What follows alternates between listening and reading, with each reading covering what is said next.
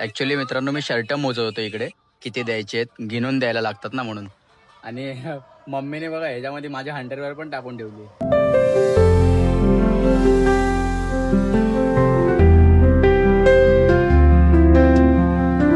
नमस्कार मित्रांनो, जय शिवराय. मी स्वार्थी ब्लॉग स्वागत आहे तुमचं आपलं नवीन ब्लॉगमध्ये. तर सुरू करूया आजचा दिवस. आत्ताच उठलोय जस्ट. सगळे गेले सकाळी कामाला 6:30ला. पप्पा 7:30ला गेलेत.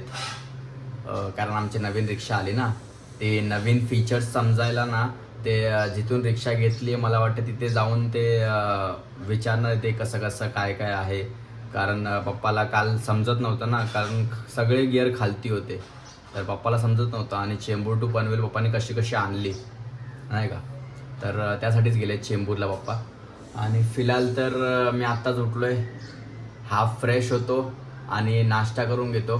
आज येणार आहे सिलेंडर आमचं, कारण पप्पानी काल बुक केलं होतं ना, तर आज येणार आहे सिलेंडर. ॲक्च्युली लवकरात लवकर बुक करून ठेवणं खूप गरजेचं आहे, कारण कसं आहे सिलेंडर आता भेटत नाही आहे. म्हणजे भेटतंय पण लेट भेटते नाही का. म्हणून काल आमचं सिलेंडर संपलं, परवा दिवशी आमचं सिलेंडर संपलं सकाळी. आणि त्याच्यानंतर पप्पाने आमच्याकडे बॅकअप सिलेंडर होतं एक, तर आम्ही कारण पहिलाच बुक करून ठेवलं होतं तर आलं होतं ते, तर मग ते लावलं. आता नवीन सिलेंडर लावलं आम्ही आणि आता लगेच बुकिंग केलं. मग ते काय येईल, थोडा टाईम लागेल पण चालेल, पण आज येणार आहे हे नक्की आहे. बघू आता आज येते का उद्या येते माहीत नाही. त्यासाठीच मम्मी बोलली की आज सिलेंडर येणार आहे, आज घरीच थांब आणि आज कोणत्याही परिस्थितीत सिलेंडर घे. बघू आता. मी तर थांबलो आहे, सिलेंडरवाला यायला पाहिजे आणि सिलेंडर द्यायला पाहिजे, नाहीतर मागच्या टायमासारखं व्हायचं माहिती आहे ना, सिलेंडरवाला येत नव्हता. ते मागच्या एका ब्लॉगमध्ये मी दाखवलं होतं. तर फिलहाल तर हाफ फ्रेश होतो, नाश्ता करतो. बघा आज पण पप्पा हातरून इथेच ठेवून गेले. काय यार, का असं करतात मला तेच कळत नाही. जाऊ दे, काय बोलायचंच नाही. आता नाश्ता करायला बसलो आहे. सोयाबीन मटर कढी दह्याची आणि चपाती. मला ना एवढा राग येतोय माहिती आहे का, लय राग येतोय माहिती आहे का मित्रांनो. कारण ना काय यार, काल लाईट गेली, आज लाईट गेली. एक तर सिलेंडर काय आलं नाही अजून, 12 वाजलेत तरी पण, आणि लाईट गेली वरून. काय फालतूगिरी आहे यार. अक्षरशः मला ना वैताग आलाय भाई या लाईटीचा. असं वाटतंय नको नको पनवेल खरंच. या ठिकाणी खूप लाईट जाते, का माहिती नाही का. आमचं चेंबूरच बरं होतं यार खरंच. तर फिलहाल अंधारात राहावं लागेल. काय यार, लाईट नाही काय नाही. इथं बघा किचनच्या खिडकीच्या इथं मी सनलाईट घेऊन बोलतोय तुमच्याशी. काय यार, काल पण असंच झालं आणि लाईट आली लवकर, बट आता काय जाते येते लाईट, का असं होतं मला तेच कळत नाही. तर बघू लाईट कधी येते. आणि सिलेंडर तर काय आलं नाही अजून, त्याचा पण वेट करायला लागेल. लाईट तर नाही आली पण सिलेंडर आले बघा आमचं. ॲक्च्युली मला खाली यायला लागलं आहे OTPसाठी, कारण घरी नेटवर्क नाही ना, वायफाय पण बंद म्हणून. भाई आपकोही फोन लगाना पडेगा. थँक गॉड झालं, सिलेंडर आलं. ॲक्च्युली माझ्या फोनमध्ये रिचार्ज नव्हता ना, मग मी खाली आलो होतो आणि त्यांनी मग माझ्याच फोनमध्ये OTP पाठवला. पप्पाला फोन लावायचा होता ना, कारण पप्पाने बुकिंग केलं होतं म्हणून. तर फिलहाल तर झालं, अजून लाईट नाही आली आहे बघा. सिलेंडर तर आलं, सिलेंडर वरतीच होतं, मी फक्त पैसे द्यायला खाली गेलो होतो आणि OTP सांगायला. हां, सिलेंडर आलं आमचं.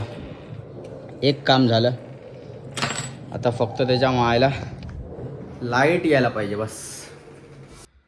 मी आंघोळ करून फ्रेश झालो आहे. वाजले 2, अजून लाईट आली नाही माहिती का. 2 वाजले तरी लाईट आली नाही अजून. काय यार, फक्त मी आंघोळ पण बघा, हे आमची नशीब, हे इथे लाईट होती एक, हे बघा ही लाईट, ही चार्जिंगची लाईट आहे. तर मग लाईट गेली तरी ना आम्ही बाथरूममध्ये आंघोळ करू शकतो, एवढी लाईट आहे. आत्ता जस्ट लाईट आली आहे. किती वाजले माहिती आहे, आता 6 वाजलेत. अक्षरशः वैतागलो होतो मी माहिती का. एक तर फोनमध्ये पण चार्जिंग नाही. 12 ते 6, अरे एवढी काय करतात यार, काय एवढी लाईट जाते. पनवेलकर्स, जर पनवेलमधून कोण ब्लॉग बघत असेल ना माझा, तर प्लीज यार कमेंटमध्ये सांगा तुमच्या इकडे, तुमच्या घरी दिवसात किती वेळा लाईट जाते. आमच्या घरी तर बघाल, पनवेलला मी पण राहतो उसरलीला, तर किती घंटे लाईट जाते. त्या दिवशी तर 11 ते किती 11 ते 6 का कितीतरी होते, आज तर 12 ते 6. काय यार काय. फिलहाल तर मम्मी पण आता येईलच, काय माहिती कुठं राहिली, इतक्यात तर यायला पाहिजे होती. फिलहाल घरी मम्मी पण आली आहे. मम्मी ना लेट आली घरी. ॲक्च्युली आमच्या इथं विचुंबेचा बाजार होता, तिथे जाऊन आली मम्मी आणि पप्पा पण आले आहेत लवकर मम्मीसोबतच. पप्पा आज पण लाईट गेली होती माहिती काय,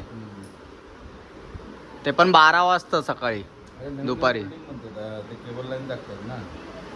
तरी एवढ्या उशीर लाईट, आणि लोक काय बोलत पण नाहीत माहिती काय, नुसते घर बंद करून बसलेले असतात ना. जाऊन 2-4 जण जाऊन काय यार सारखी सारखी लाईट जाते.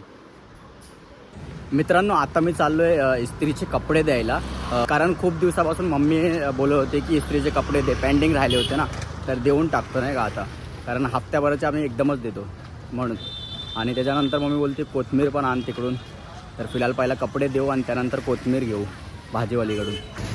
दादा कधी येऊ? सकाळी, उद्या. ॲक्च्युली मित्रांनो मी शर्ट मोजत होतो इकडे, किती द्यायचे आहेत, गिनून द्यायला लागतात ना म्हणून. आणि मम्मीने बघा ह्याच्यामध्ये माझ्या अंडरवेअर पण टाकून ठेवली. आता ही कुठे यायला इस्त्रीला देऊ, आता खिशात घालतो. आता काय करायचं मग, गलतीचा अंडरवेअर डालते. नशीब बघितलं मी नाही का, गिनून दिली त्याला, नाही तर अंडरवेअर पण दिली असते त्याला इस्त्री करायला. तो बोलला असता भाई शर्ट क्या अंडरवेअर कोण इस्त्री करताय. तर फिलहाल तर कपडे दिलेत, आता कोथमीर घ्यायला जाऊ. काका 10ची कोथमीर द्या ना, कढीपत्ता पण टाका त्याच्यात. सध्या घरी आलोय आणि हा बघा, हा आमच्या बाजूला राहतो इकडे, किती क्यूट आहे यार. तुझा फ्रेंड आहे हा? हा, आता तू गँग तयार करतोय का इकडं, आणि पूर्ण रस्ता जाम करणार आहे का तुझी गाडी घेऊन? हा, तू कुठे राहतोस? तिथे राईटला. हा, काय नाव काय तुझं? नाव काय तुझं? आविष्कार. अरे वा. कार्तिक. तुझी गाडी दे ना मला चालवायला. तुझ्या गाडीवरती मला डबल सीट घेशील, मला डबल सीट घेशील? नाही, तुला नाही येत चालवता? हां हां, स्टंट करून दाखवते. ती पुढं घे, पुढे घे. चल, तुला नाही येत तर बरोबर करते बघ. त्याची गाडी भारी आहे तुझ्यापेक्षा, तुझ्या गाडीपेक्षा. पप्पी दे मला. वा, चल जाऊ मी हां हां, स्टंट करून दाखवते. कोथमीर पण आणली, कपडे पण दिले इस्त्रीवाल्याला. आणि मम्मी कपडे किती दिले होतेस तू? भरपूर दिले ते. आणि कपड्यांमध्ये काय अंडरवेअर टाकली होती माझी. हे बघ मी खिशातून घेऊन आलोय. मग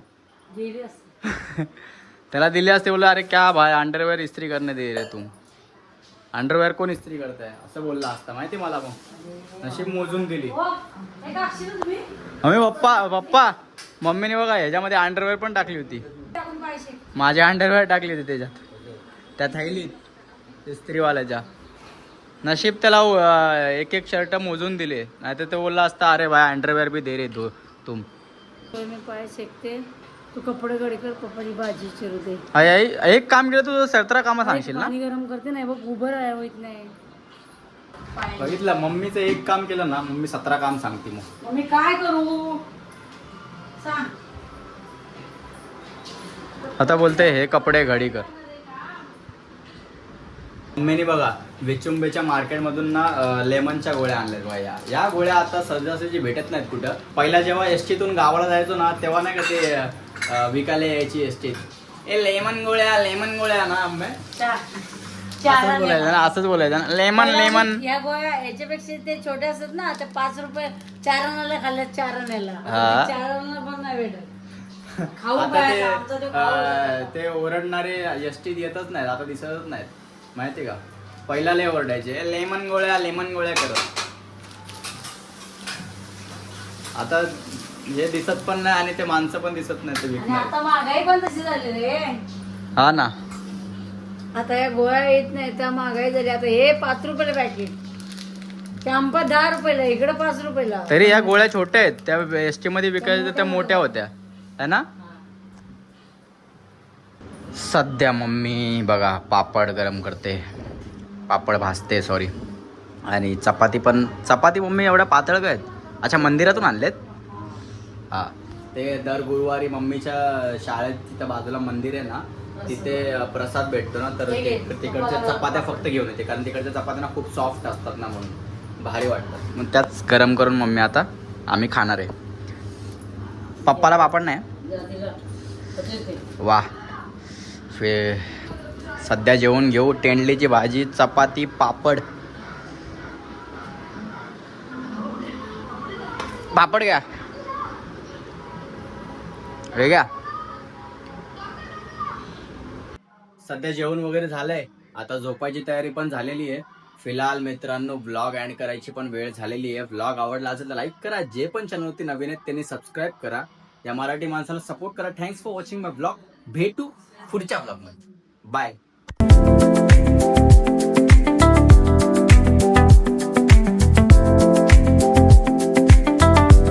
किती पडलं?